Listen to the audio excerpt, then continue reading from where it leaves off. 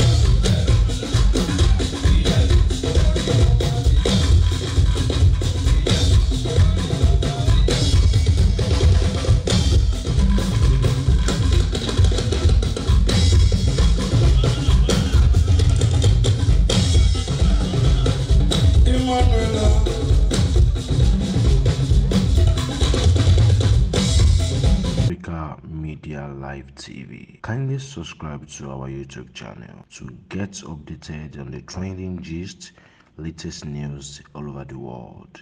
Like our page, subscribe, and share with friends. Thank you.